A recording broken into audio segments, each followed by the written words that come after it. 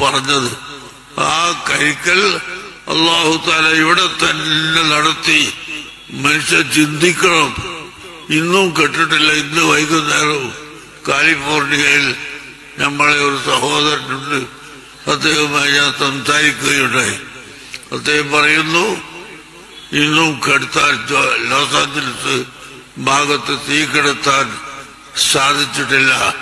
തീ കെടുത്താൻ വന്ന ഹെലികോപ്റ്റർ അടക്കം കത്തി വീണ് ജനങ്ങൾ മരിച്ചു പോവുകയല്ലാതെ ഇതുവരെയും യാതൊരു സമാധാനവും വരുത്താൻ അമേരിക്കക്ക് കഴിഞ്ഞിട്ടില്ല എന്നാണ്.